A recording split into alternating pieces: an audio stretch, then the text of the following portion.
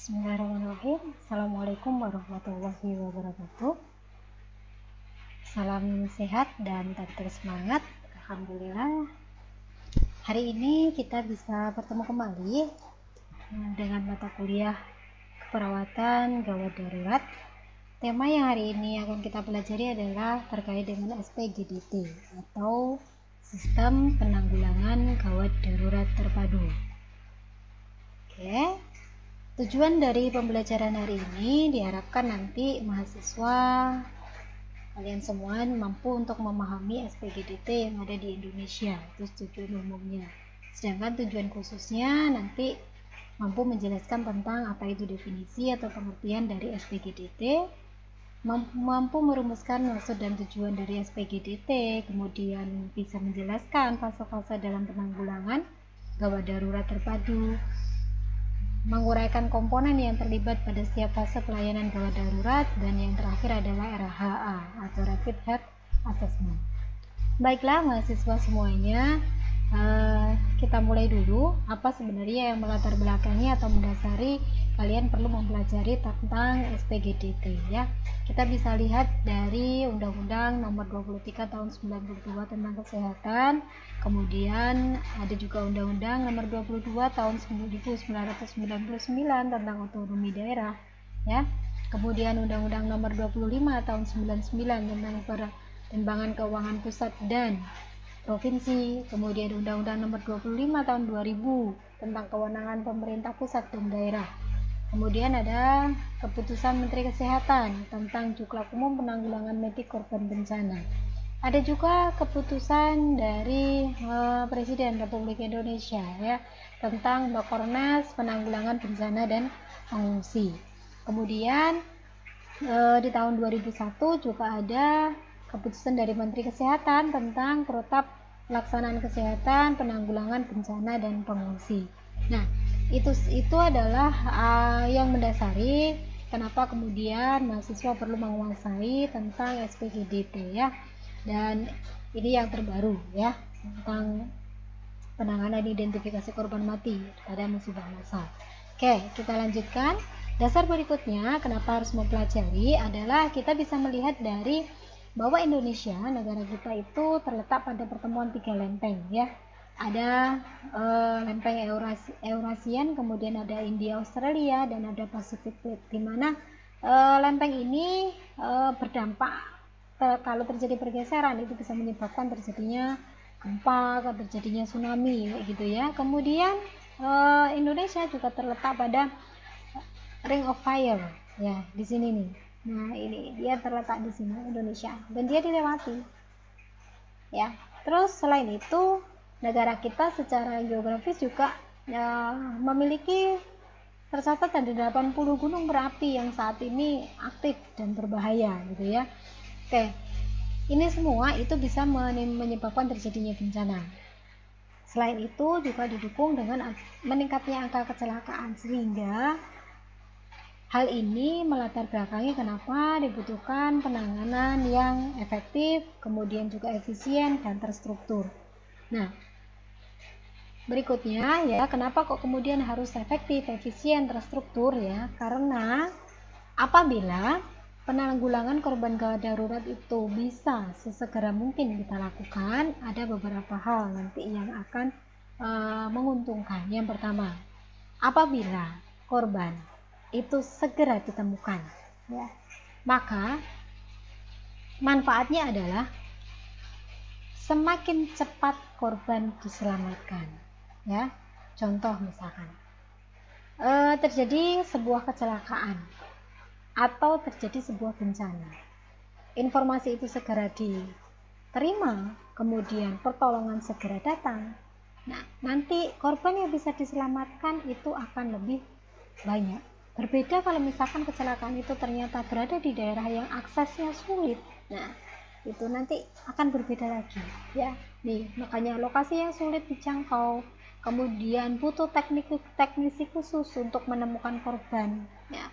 Kemudian membutuhkan foto satelit mungkin untuk melihat, seperti yang baru-baru ini terjadi musibah di negara kita, yaitu jatuhnya pesawat Sriwijaya ya. Itu juga luar biasa gitu untuk kemudian kecepatan ditemukannya. Oke. Kemudian juga diperlukan fast respon. Oleh siapa? Tenaga kesehatan. Dalam hari ini bisa kemudian dokter, bisa perawat, atau tenaga kesehatan yang lain ya. Nah, maksudnya untuk apa? Nanti kalau misalkan respon time dari petugas kesehatan yang ada di rumah sakit maupun tim ambulannya atau yang ada di komunitas itu bisa segera juga bertindak, nah ini akan menguntungkan juga untuk para korban. Nah, kemudian selain kecepatan dalam berespon juga dibutuhkan adalah kemampuan dan kualitas dari SDM-nya. Ya, cepat kemudian datangnya, responnya cepat datang, tetapi tidak mampu. Nah, sampai di sana mau ngapain? Apakah hanya akan melihat banyaknya korban sambil mendokumentasikan? Ya, Anda bukan reporter dan Anda bukan dokumenter ya. Artinya Anda adalah tenaga kesehatan yang dibutuhkan keahliannya adalah untuk menolong dari sisi kesehatan. Nah, ini kemudian yang perlu dipertimbangkan. Oke, kemudian kecepatan minta tolong itu juga akan berpengaruh. Jadi kalau misalkan korban itu sadar, ibaratnya tidak terjadi penurunan kesadaran dan bisa meminta tolong, nah atau ada kemudian yang menemukan, misalkan pun tidak sadar, kemudian ada yang menemukan korban dan segera meminta pertolongan, nah itu juga akan berpengaruh terhadap keberhasilan penanggulangan korban gawat darurat. Nah, oke. Berikutnya, apa sebenarnya SPGDT ya? Saya sudah sekilas tadi menjelaskan bahwa ini merupakan sebuah sistem. Sistem untuk apa? Penanggulangan. Penanggulangan atas apa? Kondisi kegawat daruratan. Dan ini terpadu. Artinya berarti tidak hanya melibatkan satu sektor, tapi nanti akan multi sektor atau lintas sektor. Oke. Apa sebenarnya definisi dari SPGDT sendiri? Ya, SPGDT itu merupakan sebuah sistem yang melibatkan, tadi saya sebutkan ada lintas sektor untuk menjamin kecepatan, kecermatan, ketepatan untuk menyelamatkan nyawa dan menghindarkan dari kecacatan. Jadi tujuannya tindakannya harus cepat, kemudian cermat, tepat, harapannya nanti korban bisa diselamatkan dan menghindarkan dari kecacatan. Sehingga moto dalam SPGD itu adalah time saving is life and life saving. Ini yang menjadi moto utama bagi tim yang ada di SPGDT. Siapa timnya? Ya, banyak sekali karena di sini ada lintas sektor ya. Bisa kemudian masyarakat awam, umum dan khusus. Ya, kemudian petugas medis, ambulan, komunikasi atau jaringan. Nah, ini adalah timnya. Oke, saya lanjutkan. SPGDT terbagi menjadi dua, SPGDTS dan ada SPGDTB. Nah, yang S itu apa? Adalah sehari-hari. Jadi ini tindakan, mohon maaf, ini adalah merupakan kejadian kegawat daruratan yang terjadi sehari-hari. Nah, apa yang dimaksud dengan SPGDTS itu merupakan upaya, serangkaian upaya gawat darurat yang saling terkait dari mana? Dari pra-hospital, kemudian di rumah sakit sampai dengan antar rumah sakit. Jadi nanti sebelum pasien di lokasi, berarti di TKP, sampai pasien dibawa rumah sakit, kalau kemudian di rumah sakit itu tidak bisa menangani, bisa rujukan antar rumah sakit, di mana ini terjalin sebuah sistem ya, yang terpadu. Tujuannya supaya korban atau pasien itu tetap bisa dipertahankan dari jiwanya atau kehidupannya. Nah, klasifikasi yang kedua adalah SPGDTB atau bencana. Nah, ini meliputi siapa saja ya. Ini antar unit pelayanan prahospital dan rumah sakit untuk membentuk pelayanan gawat darurat terpadu pada korban yang sifatnya massal. Kalau sifatnya massal berarti tujuannya diharapkan nanti bisa menyelamatkan korban sebanyak-banyaknya. Itu perbedaannya yang sehari-hari dengan bencana. Kalau bencana jelas nanti korbannya akan lebih banyak dibandingkan dengan yang sehari-hari, gitu ya. Oke. Tujuan dari SPGDT itu kenapa kemudian Kementerian Kesehatan juga mencanangkan, WHO pun juga menganjurkan gitu ya, Oke, tujuan umumnya adalah mewujudkan masyarakat sehat, aman, dan sejahtera atau safe community melalui implementasi SPGDT.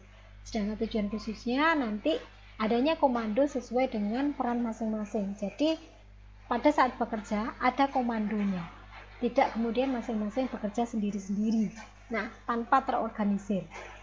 Kemudian tersedianya SDM kesehatan dengan kualitas dan kuantitas sesuai kebutuhan. Jadi ini bisa disiapkan SDM-nya dengan implementasi SPGDT ini. Supaya apa? Mencapai tadi tujuan membutuhkan SDM yang kompeten, ya, yang ahli, bukan hanya kemudian kuantitasnya banyak tetapi kualitasnya kurang. Jadi ini harus berimbang antara kualitas dan kuantitas. Kemudian tersedianya sarana atau fasilitas yang standar. Sarana apa ini? Sarana kesehatan, kemudian bisa fasilitas kesehatan, ya. Kemudian hubungannya juga dengan komunikasi, gitu. Berikutnya adalah sistem pembiayaan jelas. Nah, ini nanti kalau misalkan ada kondisi bencana, nah siapa yang akan mengcover semua biaya yang harus apakah kemudian korban akan menanggung atau ditanggung oleh pemerintah. Nah, ini harus jelas, ya. Kemudian adanya dasar peraturan yang kondusif. Nah, ini juga adanya aturan, sehingga aturan itu fungsinya nanti untuk dipatuhi oleh semua pihak, semua sektor yang terlibat. Oke. Nah, bagaimana kemudian aspek dari gerakan safe community? Ya, safe community itu prinsipnya adalah care dan ada cure. Care itu melibatkan tim kesehatan dan kesehatan. Sasarannya apa? Nanti diharapkan adanya perilaku dan lingkungan yang ini bisa kemudian melakukan pencegahan terhadap kejadian bencana, menyiapkan seandainya adanya bencana, dan juga adanya mitigasi bencana. Loh, kok sampai dengan harus disiapkan? Ya, karena ada contoh tadi. Indonesia tidak bisa dipungkiri dia berada di wilayah geografis yang memang berpotensi untuk terjadi bencana. Nah, apakah kemudian kita tidak bisa mencegahnya? Bisa. Salah satunya adalah dengan disiapkan perilakunya. Perilakunya seperti apa? Bagaimana nanti kalau kemudian terjadi bencana? Jadi perlu adanya mitigasi atau juga diperlukan adanya simulasi seandainya nanti ada bencana itu seperti apa. Pasti setiap orang panik, tetapi panik pada orang yang paling tidak sudah pernah dikondisikan itu akan berbeda dengan yang tidak. Kemudian lingkungan, bagaimana menyiapkan supaya lingkungan ini bersahabat dengan kita, bukan kita merusak lingkungannya. Maka ini ya, arahnya adalah care, merawat, gitu ya. Oke. Nah, kemudian bisa juga arahnya adalah cure. Nah, cure ini siapa yang terlibat? Ya murni nanti adalah pelayanan kesehatan di kegawat daruratan. Dibutuhkan adalah yang fast respon dan tepat, arahnya ke sana. Oke, nah ini gawat darurat sehari-hari yang bisa kita jumpai itu seperti apa sih sebenarnya? Contoh ya, ini kecelakaan bermotor. Kemudian ini ya, kecelakaan selain banyak adalah kecelakaan. Angkanya memang tinggi kalau kita lihat catatan dari kepolisian ataupun dinas kesehatan ya, atau Kementerian Kesehatan mencatat angka kecelakaan semakin meningkat sekarang ya. Oke, berikutnya lagi again kecelakaan ya. Kemudian, nah ini tindakannya. Nanti ini adalah gawat darurat dalam kondisi sehari-hari. Nah, kemudian faktor yang menyebabkan terjadinya yang berkontribusi terhadap kejadian dari kecelakaan itu apa? Yang pertama adalah dari faktor manusia. Ini yang paling banyak. Faktor manusianya itu sendiri 83%. Sisanya bisa dari kondisi kendaraannya atau dari lingkungan. Nah, ini loh. Human faktornya ini ternyata mempunyai kontribusi yang paling besar. Oke, fakta pada kondisi emergensi yang sering kita ketahui saja di masyarakat itu contohnya ya, contoh ini saya berikan contoh, misalkan dalam kondisi kecelakaan tidak jarang masyarakat itu sebenarnya bagus, dia pengen menolong, dia pengen menyelamatkan, tetapi kadang tidak tepat. Oke, cepatnya dapat, tetapi cermat dan tepatnya ya mungkin perlu dikoreksi. Contohnya seperti ini ya, tidak tahu harus dibawa kemana korbannya. Pokoknya misalkan terjadi kecelakaan, sudah dia diamankan. Kalau dia berada di tengah jalan, sudah dia diamankan berada di pinggir jalan. Nah, contohnya seperti ini. Nah, Ini bayangkan seandainya ini pasiennya ada cedera pada tulang belakangnya, fraktur pada ekstremitas bawah atau ekstremitas atas, ya. Apa yang akan terjadi? Sehingga kalau dalam kondisi seperti ini, ya, apakah benar nanti akan terjadi P3K, pertolongan pertama pada kecelakaan, atau akan menjadi kecelakaan pertama pada pertolongan? Sehingga kalau kan dalam kondisi seperti ini, nah boleh dong kita menegur, ya, bahwa bukan seperti ini caranya menolong, begitu. Oke, berikutnya lagi contoh seperti ini, ya, sangat sering kita jumpai, atau kondisi yang juga sering sekali terjadi adalah kalau misalkan terjadi kecelakaan, korbannya tidak sadar, selalu orang-orang minta dikasih minum. Nah, ini bahayanya gitu loh, ya. Makanya kenapa kemudian pada masyarakat awam itu juga perlu adanya edukasi, disiapkan. Jadi yang saya sebut adalah masuk ke care, ya, disiapkan perilakunya. Oke. Nah, kalau kondisinya sudah seperti ini, nah ini sering sekali loh, ya, yang terjadi. Apa yang kita bisa lakukan?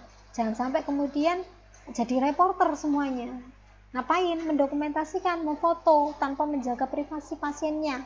Nah, terutama kalau kalian sebagai mahasiswa kesehatan, jangan kemudian malah ikut seperti masyarakat yang belum tahu bahwa dalam kondisi seperti itu harus bagaimana. Makanya perlu kemudian diaktifkan untuk SPGDTS, ya, dalam kondisi sehari-hari. Oke, kemudian kita lanjutkan. Tadi ada dua jenis, ya, ada yang sehari-hari dan ada yang bencana.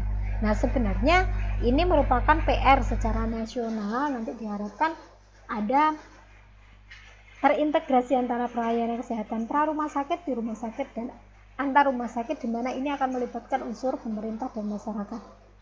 Pemerintah tanpa adanya bantuan masyarakat tidak mungkin. Masyarakat tanpa ada uluran bantuan dari pemerintah juga tidak mungkin. Jadi keduanya akan saling melengkapi dan mengisi. Nah, siapa saja yang terlibat? Ya, yang pertama nanti di level pusat itu adalah Bakornas, ya. Bakornas itu bisa nanti posisinya dari Wapres, Menteri, atau setingkat yang eselon 1. Kemudian dari ini, ya, provinsi nanti ada Satkorlak, ya, provinsi bisa gubernur, Kadinkes provinsi. Kemudian di level kabupaten atau kota bisa bupati, wali kota, atau Kadinkes di level kabupaten. Kemudian yang terakhir adalah Satgas Kesehatan. Dan ini juga berlaku di dalam kondisi pandemi COVID seperti sekarang. Kalau kalian lihat adalah Satgas COVID gitu, ya. Nah, sampai ke sana. Sampai di level desa itu pun ada. Gitu. Ini adalah dalam rangka mengorganisasi terhadap adanya sebuah bencana. Oke. Nah, ini kalau kita lihat dari pra rumah sakit, ya, atau pra hospital, siapa saja yang terlibat, mulai dari BSB, Brigade Siaga Bencana, mulai dari Kemenkes mungkin, ya, atau dari pemerintah. Kemudian ada turun PSC, Public Safety Center, ya, Public Safety Center itu mulai dari ambulan gawat darurat, polisi, SAR, pemerintah daerah, Poskesdes, ya. Dan yang terakhir adalah pelayanan ambulan. Komunikasi dalam hal ini adalah jaringan, kemudian kemampuan penolong atau adanya pelatihan dari penolong. Jadi tidak akan terjadi seperti yang saya contohkan sebelumnya tadi. Komunikasi ini juga penting. Pada saat dibutuhkan kemudian bingung mau hubungi siapa, ya. Nah, ini makanya perlu integrasi dari semuanya untuk kesuksesan dari SPGDT. Ya, selanjutnya nanti kalau sudah di rumah sakit, ya, di rumah sakit itu dibutuhkan adalah hospital disaster. Ini terutama bagi wilayah yang memang berpotensi bencana, ini wajib punya, ya. Jadi rumah sakit harus siap menangani apabila nanti ada korban bencana. Nah, ini harus dipetakan lebih dulu daerah-daerah yang rawan terjadinya bencana. Kemudian IGD-nya harus siap, ya. Rumah sakit juga harus punya SPGDT. Kemudian ICU dan HCU-nya harus siap, dan juga kamar jenazah, ya. Nah, nanti bagaimana kemudian caranya untuk menangani, akan ada tindakan berikutnya adalah dilakukan triase. Jadi triase itu bisa dilakukan sejak dari prahospital ataupun di hospital. Metode triasenya bisa menggunakan START, menggunakan METAC, atau menggunakan SAFE, ya. Oke, saya coba ini menunjukkan bagaimana SPGDT di salah satu rumah sakit gitu ya.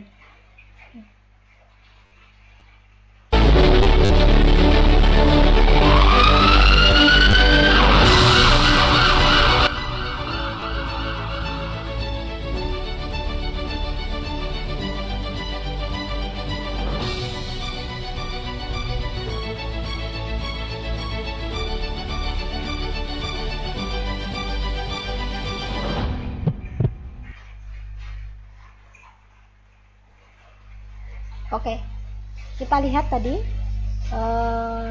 di sebuah rumah sakit itu pada saat dalam kondisi gawat darurat semua langsung mengambil bagian, tidak kemudian saling berebut, tapi semua punya bagian masing-masing, punya tupoksi, punya tanggung jawab yang tidak sama sehingga saling melengkapi, dan waktunya sangat-sangat cepat. Tetapi bukan kemudian kalau cepat kemudian harus sembrono, tidak ya, semuanya tetap harus cermat dan tepat. Oke, nah ini nanti tim bantuan bencana ya dari DSB tadi bagiannya apa saja. Jadi ini kalau kita turunkan akan sampai dengan ke sini ya. Ini terus saya lanjutkan. Berikutnya adalah RHA ya, penilaian cepat kesehatan. Apa sih sebenarnya RHA itu? Merupakan sebuah kegiatan pengumpulan data berupa fakta dan informasi yang menggambarkan kondisi real ya, kondisi real fakta yang ada di lapangan, yang bisa dilaporkan apa, mulai dari jumlah korban, mungkin kerusakan dari fasilitas kesehatan atau fasilitas umum ya, kemudian taksiran kira-kira kerugiannya sampai dengan berapa dan sebagainya. Ini bisa kemudian dikumpulkan. Tujuannya apa? Untuk menilai kerusakan dan mengidentifikasi kebutuhan dasar sebagai respon terhadap adanya bencana, sehingga nanti bisa diprioritaskan penanganannya yang harus diselesaikan lebih dulu itu yang mana, dana yang dibutuhkan berapa. Nah, kapan dilakukan RHA? Segera setelah kejadian bencana. Karena apa? Hubungannya akan ke sini. Kalau kemudian pada saat kondisi bencana masyarakat terisolir, tidak ada untuk makan, minum dan sebagainya, nah ini yang nanti akan menimbulkan yang awalnya bisa selamat sejumlah 100 misalkan, nah karena kelaparan tidak ada minum, akhirnya ada yang mati bukan karena kondisi bencananya tetapi karena tidak terpenuhi kebutuhan dasarnya. Kemudian di mana lokasi pengumpulan RHA dilakukan? Mulai dari dinas kesehatan, bisa di fasilitas kesehatan puskesmas, kemudian lokasi pengungsian ya, sampai dengan levelnya kabupaten atau kota. Nah, bagaimana alur untuk menyampaikan informasinya? Dari lokasi kemudian dilaporkan ke kabupaten melalui BPBD, kemudian ke provinsi juga ke BPBD provinsi, dan terakhir nanti akan masuk ke BNPB. Ini adalah arahnya ke RHA.